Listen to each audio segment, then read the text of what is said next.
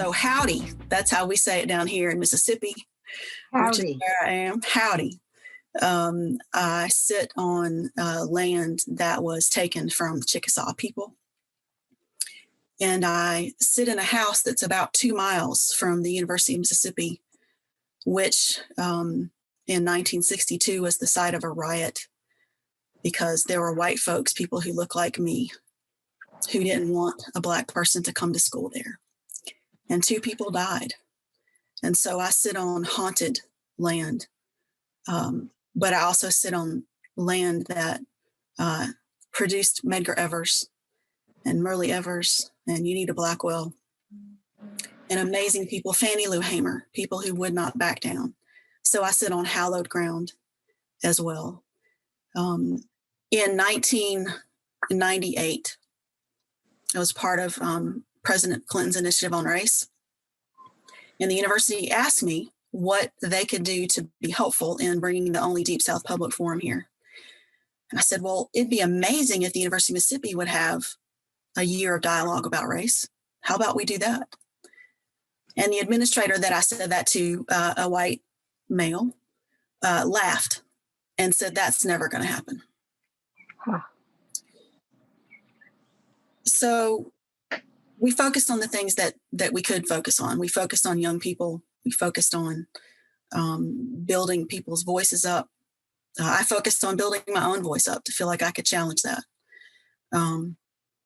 And finally, 5 years later, as the 40th anniversary of the riot began to approach, a bunch of us asked the university if it would have what I started to call a sort of public ritual of atonement, if it would acknowledge that African Americans had been excluded from the university for over 100 years, and that it took a riot and people's lives for it to be opened to everyone. And there was agreement to do something, but I felt that it was really important for the chancellor of the university to apologize for that harm.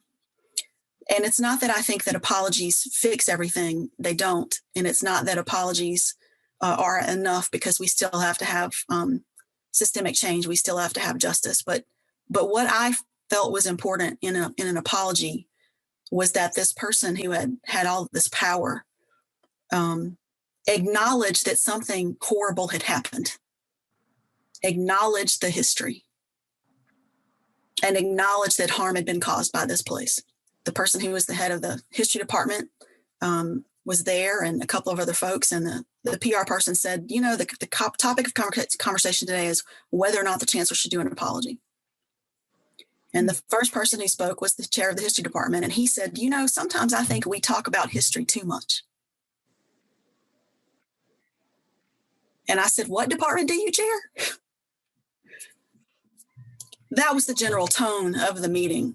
And I looked around the room, and every face at the table was white, and most of them were male. And I knew that I had privilege to be in that room because of my skin color. And so I said, I think that we don't have the right voices at the table to make this decision, because this decision is not up to us, because we inherited the privilege of the harm that was caused. So I think we need to just stop having this conversation and have another meeting and invite more people to the table. And so the PR guy, he asked the question, should we have an apology? And I knew that white people didn't need to answer that question first. And so there was quiet. And then Don Cole spoke up. And I had no idea what he was going to say. I didn't talk to him about this ahead of time.